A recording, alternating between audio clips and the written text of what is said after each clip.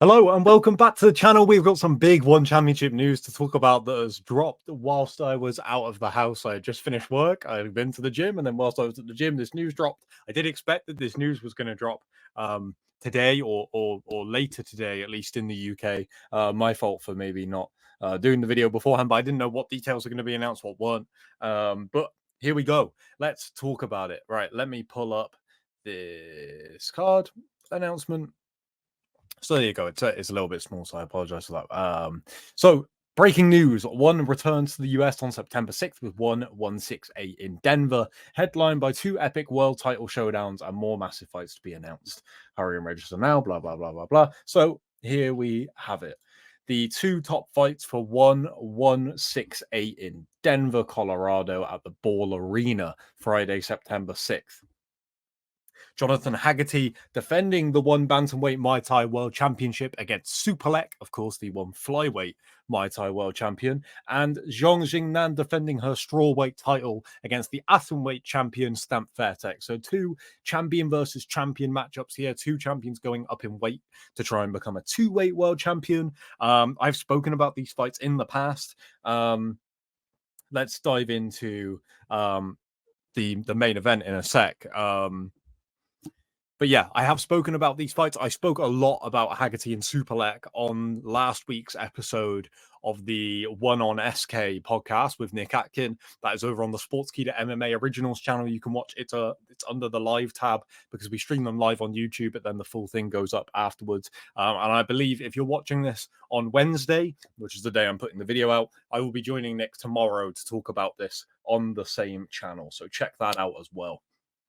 Also, today I put up a video with Tim Wheaton from Kick Sports and Beyond Kickboxing, chatting about the One Friday Fights 58 card. But we did chat a little bit as well about Haggerty and Superlek and some potential options for Stamp. So some relevant stuff in there as well for this card.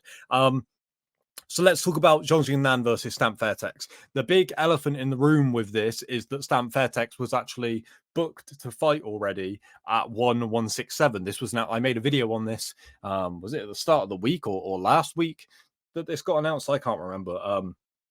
But yeah, 167 was supposed to be going down on June 7th. Sherdog has it listed as Lumpini Stadium, but I believe it was the Impact Arena in Bangkok, and they were going to put it on early in the morning there, which was a bit of a tough sell, I think, but it was, of course, Stamp Fairtex defending her atomweight title against Denise Zamboanga, who, of course, was supposed to challenge Stamp Fairtex at 1166 in Qatar on March 1st. So it got pushed back to there, and now the big question, I think, is whether this fight is still happening. I don't know. Not a whole lot has been announced on this front. I would wager from some things that I've heard and from this fight happening, a month, 2 months, later, that I don't think we're getting Stamp versus Denise anymore for that card. I don't think that they're going to have Tawan Chai versus Joe Natterwood in the main event of that card. So you would imagine that will become a regular fight night, which will probably be quite a tough sell to sell out the Impact Arena. I'm sure they'll get some big ticket sellers on that card, but either way, instead, we have Stamp returning to Denver, Colorado. She did get a great reaction there last year at One Fight Night 10, and she's going to be going for two-weight world champion status. She already did 3-sport world champion status, not simultaneously, but she's won belts in kickboxing, Muay Thai, and MMA, and now she's going to look to become a 2-weight world champion. I think this fight would have happened eventually. Am I a little bit surprised that it's happening now? I'll be honest. Yeah. I didn't think that this would be next for Stamp. In terms of, are there any other contenders? But if what happens, I don't know this for sure, this is pure speculation, is that Denise was injured and Stamp wants to fight around that time anyway. Is there anyone else she could fight in? I'm sure that striking would have been an option, but say she wants to stick in MMA at the moment and keep up with this. Are there any contenders in the atomweight division that she could face other than Denise? I'm not sure there is. So That would be my guess for how this fight has come together. And it's a big main event, right? Like I said, Stamp got a fantastic reaction out there in Denver last time. She's going for two-weight world champion status. Xiong Jing Nan is a dominant strawweight champion. Of course, had those incredible fights with Angela Lee, where Angela Lee was unable to move up a weight class and take the strawweight title off her. So now we will find out whether Stamp can as well. In terms of, putting on a show for the fans in Denver, I think this is a good fight, but I'd be a little bit. I think this is a tough matchup for Stamp, to be honest. And so, Stamp probably the biggest star that they've got on this card, like in terms of the crossover to the American fans. From those four names that announced, Stamp is probably the biggest name, and I think that she probably, it's a little bit you're maybe a little bit worried about Stamp losing and it taking some of the shine off of her incredible run at atomweight, but we will see. Great fight, in my opinion. Co-main event: Haggerty versus Superlek Bantamweight Muay Thai World Championship. Like I said, that video that I did with Tim, that is also up on this channel already. He put it in his top 3 dream fights for the rest of the year in one championship. Me and Nick, the One on SK podcast, it was the title of the video for our dream fights of the year. It is a fantastic fight. And the most interesting, narrative around this fight, as I discussed with Tim, is if this fight happened at flyweight, and maybe you take away Haggerty having to get back to flyweight, if just say he can make flyweight, he's all good. Superlek as well can make flyweight, because that is also an issue. Take that out, the weight cutting out of it, and just say, okay, this fight is happening at flyweight. I think you'd be hard pressed to find too many people that would pick Jonathan Haggerty. But the narrative of this fight, they fought a long time ago, but you can't really take anything from that because it was too long ago. But the narrative here is the recent run with both men. Superlek has been on an incredible run as of late, defending his flyweight Muay Thai crown. No, he's not the Muay Thai champion, is he? He's the kickboxing champion. I apologize for slip of the tongue earlier in the video. But his last 2 fights, wins over Rotang Jitmanon and Takeru Sagawa. Pretty impressive stuff from the man they call the kicking machine. But then you look at Jonathan Haggerty, moved up to bantamweight. Bit of a strange debut against Vladimir Kuzmin. I actually thought that Kuzmin had a pretty good argument for winning that fight. And then since then, he has been nothing but, fireworks every single time. Stopping Nongo to become the Muay Thai champion. Stopping Fabricio Andrade to become the vacant bantamweight kickboxing champion. And then stopping Felipe Lobo last time out to defend the Muay Thai crown at One Fight Night 19. He's so entertaining. I do think that he is much better as a bantamweight than he was at a flyweight. Of course, he is getting bigger, just naturally, his frame. But I think that the bantamweight frame, he isn't out, moving up that weight class. He still is huge in terms of his frame.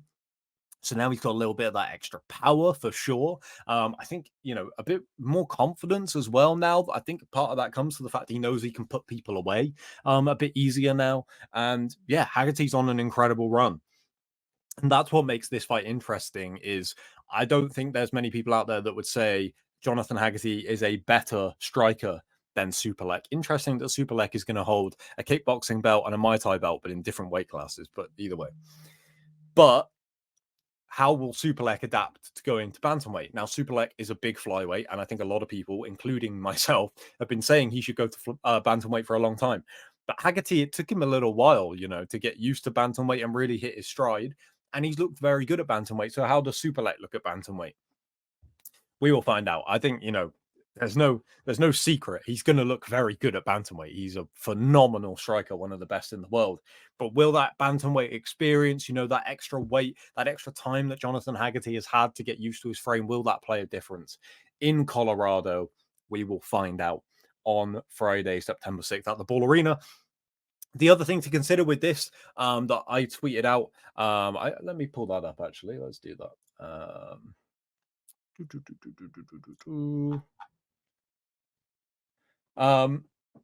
As I tweeted, interesting that neither of the top 2 fights on this card are American fighters, right? Last year, One Fight Night 10, of course, we had DJ in the main event. You also had Mikey Musumeci in a title defense. You also had Stamp. You also had Rod Tang. And of course, this is a big arena this time.